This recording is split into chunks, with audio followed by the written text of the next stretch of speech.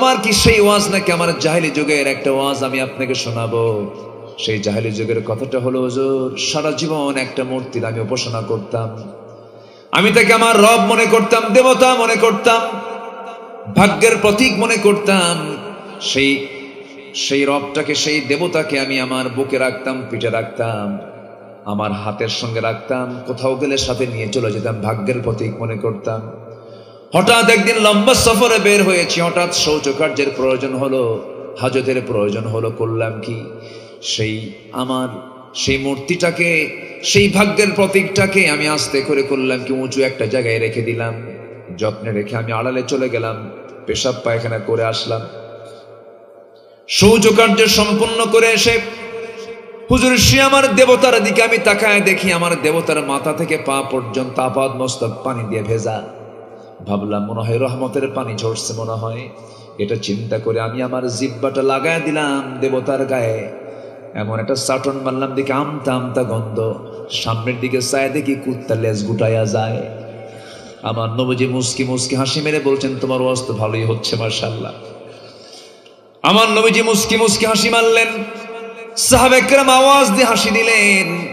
এরপরে রাসূল বলছেন, এরপরে তুমি কি করলে বলো হুজুর? কুকুরের চিত্র যখন চোখের সামনে ধরা পড়লো, আমার রাগ উঠলো চরম। সারা জীবন তোর এত সম্মান করলাম, তুই তোর নিজের অস্তিত্ব রক্ষা করতে পারিস না। ঠিক আছে, তোর রুবুবিয়তের 12টা বাজাই। হুজুর দুই হাতে নিয়ে এমন জোরে সজোরাঘাত করলাম, জমিনে ভেঙ্গে চুরমার হয়ে গেল।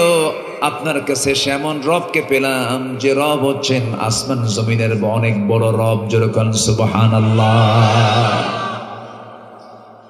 আমার নবীজি বললেন, সাহাবী কি হয়েছে বলো?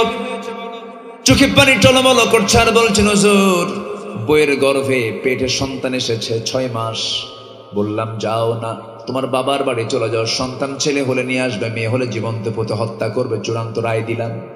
বউটা আমার অজান্তে মেয়ে সন্তান হয়েছে, আমাকে বলল মৃত সন্তান। সন্তানটা আমার চোখের আড়ালে বড় করেছে। 6 বছর হয়ে গেছে, কিন্তু আমি জানি না আমার সন্তানটা পৃথিবীতে বেঁচে আছে মেয়ে সন্তান হয়ে। হঠাৎ করে আমার চোখের সামনে কিন্তু ধরা পড়ে গেল। আমার মতো চোখ, আমার মতো হাত, আমার মতো পা, চট করে ধরলাম আমি তার হাত, চেপে ধরে নিয়ে বউয়ের সামনে হাজির করে বললাম, বউ আমার সত্যি করে বলো তো, এর চোখটা আমার মতো দেখা যায়, এর চেহারাটা আমার মতো দেখা যায়, এর হাঁটন চলন ফেরন সবকিছু আমার মতো। আমার মন বলছে সন্তানটা আমাদের কেউ হবে। বউটা থরথর করে কেঁপে কেঁপে বলছে, স্বামী আমার কতক্ষণ তথ্য গোপন করবো, এই সন্তানটা আমাদেরই। এই কথা শোনা মাত্র আমি খেপে গেলাম, প্রকাশ করতে দিলাম না। আমি ভিতরে ভিতরে চরম খেপে গেছি, রাগ উঠেছে আমার। শয়তান বন করেছে, সন্তানটাকে মেরে ফেলবো কেমনে। আমি কৌশল করে অভিনয় শুরু করে সন্তানটাকে কোলের মধ্যে আমি আদর করলাম, চুমু দিলাম। মেয়েটা কেঁদে কেঁদে বলছে, মা তুমি আমাকে আমার আব্বার সঙ্গে আগে পরিচয় করে দিলে কি হতো? আমার বাপটা অনেক ভালো মানুষ, আমাকে কি সুন্দর করে আদর করছে, মোহাব্বত করছে, আমাকে কত সুন্দর স্নেহ করছে। এরপরে আমি আমার বউটাকে বললাম, তোমার মেয়েটাকে সুন্দর করে সাজিয়ে দাও, কোন নানির বাড়িতে নিয়ে যাব। মেয়েটা আমার কোলের মধ্যে এসে লাফালাফি করে। মেয়েটাকে সুন্দর করে সাজুগুজু করে যখন রওনা দিলাম, রাস্তায় বের হয়ে গেলাম। সামনের দিকে চলতে গিয়ে দেখি আমি মেয়েটার নানির বাড়ির দিকে না গিয়ে যখন জঙ্গলের দিকে রওনা করলাম, মেয়েটার মুখটা ছোট হয়ে যায়। মেয়েটা বলে, বাবা তুমি যাবে হলো আমার নানির বাড়ি, তুমি এই দিকে যাও কেন? কিচ্ছু বললাম না। জঙ্গল পার হলাম, হাতের মধ্যে কোদাল নিয়ে গর্ত খনন শুরু করে দিলাম। ঠিক দ্বিপ্রহর দুপুরবেলা গর্ত যখন খনন করছি, হুজুর আমার দাড়ির মধ্যে সিটকে এসে কিছু মাটি ঢুকে যায়। আমার মেয়েটা তার ছোট্ট নখ দিয়া 5টা আঙ্গুল দিয়ে খিলাল করে করে সেই মাটিগুলো সাফ করে দেয়। আমার গায়ের ভিতরে থেকে ঘামগুলো ঝরতেছে, প্রচন্ড গরমে কোদাল মারতেছি, ঘামগুলো ঝরতেছে শরীর থেকে। গামছা দিয়া দিয়া সেই ঘামগুলো মুছে মুছে দেয়ার বলে, বাবা গর্ত খনন কেন করো? তুমি এখানে কি করবা? নানির বাড়ি কি যাবা না নাকি? কিচ্ছু বললাম না। গর্ত খনন যখন শেষ হয়ে গেল, হুজুর অভিনয় শুরু হলো আমার। আবার নতুন করে মেয়েটাকে বললাম, মা হয়েছে। আমার মেয়েটা সরল মনে গর্তটা দেখার জন্য যখন গর্তের কাছাকাছি এসে উকি মেরে দেখতে নিয়েছে, আমি পিছন দিকে চলে গেলাম। পিছন থেকে এমন জোরে সজোরে ধাক্কা মারলাম, এক ধাক্কা মেয়েটা গর্তের মধ্যে উপর হয়ে পড়ে গেল। মেয়েটা আমার চোখের সামনে চিত হলো। দুই হাত এক জায়গায় করে বলছে, বাবা বুঝতে পেরেছি আমার আম্মার কথাটাই বাস্তব, তুমি আমাকে আজকে এখানে মারার জন্য নিয়ে এসেছো, আমাকে তুমি আজকে মেরে ফেলবে বাবা, কিন্তু শেষবারের জন্য তোমার কাছে করজোরে মিনতি জানাই, প্রাণ ভিক্ষা চাই, আজকে আমাকে প্রাণ বাঁচায় দাও, জীবনে বিনিময়ে তোমার সঙ্গে আমি শপথ দিলাম আমৃত্যু আমার চেহারা তোমার সামনে আমি কখনো দেখাবো না, আমারে বাঁচায় দাও বাবা। দিল নরম হলো না, শিরকিয়াতের কারণে, জাহালাতের কারণে, সামাজিক কারণে পাশবিক হৃদয় আমার খেপে গেল, রেগে গেল, হাতের মধ্যে পাথর নিলাম, বুক বরাবর চেপে মেরে দিলাম, একটা জোরে মেরে দিলাম তার বুক বরাবর, ফিঙ্কি দিয়ে রক্ত বের হয়ে গেল, নিজের হাতে মাটি চাপা দিয়া পাথর চাপা দিয়ে জনমের মতো সন্তানকে মেরে ফেলে দিলাম।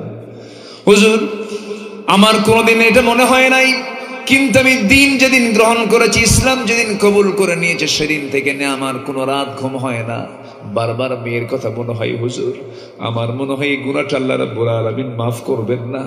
রাসূল বলছেন, ওরে ও আমার সাহাবী রে, এর চেয়েও যদি কোনো বড় অপরাধ তুমি ইসলাম পূর্ব যুগে করতে, ইসলাম গ্রহণ এমন একটা বিষয়ের নাম আল্লাহ রাব্বুল আলামিন সব গুনাহগুলো ইসলাম গ্রহণের মধ্য দিয়ে মাফ করে দেয়।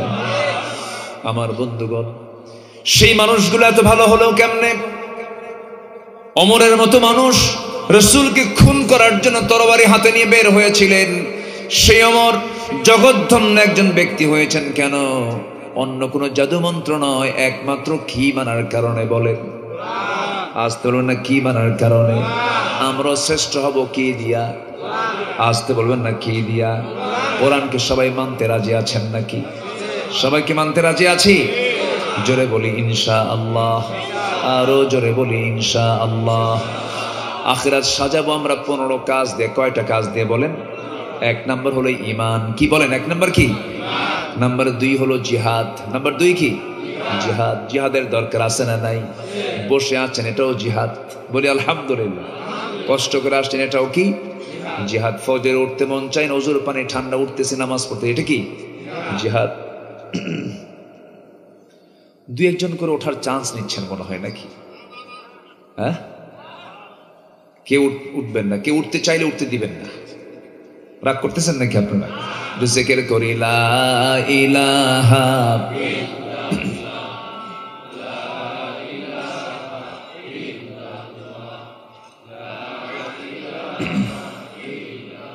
আরো জোরে লা ইলাহা, আরো জোরে লা ইলাহা, লা ইলাহা ইল্লাল্লাহু মুহাম্মাদুর রাসূলুল্লাহ সাল্লাল্লাহু আলাইহি ওয়াসাল্লাম। 15 কাজের মধ্য দিয়ে আমরা আখিরাতকে সাজিয়ে নেব, আখিরাতের প্রস্তুতির জন্য দুনিয়াকেও সাজাবো 15 কাজ দিয়া। নাম্বার 1 হলো ঈমান আনবো কার উপরে? আসতে বলবেন না কার উপরে? নামাজ পড়বো কয় ওয়াক্ত? আসতে বলবেন না কয় ওয়াক্ত? আমার দেশে নামাজি বেশি না বেনামাজি বেশি? কেন বেশি হলো? কি জন্য বেশি হলো? বেনামাজিতে এত থাকার কথা ছিল না। দেশ শাসন করেছে 53 বছর যারা, সবার নামের আগে মুহাম্মদ থাকলেও তারা ইসলাম দেশে কায়েম করে নাই।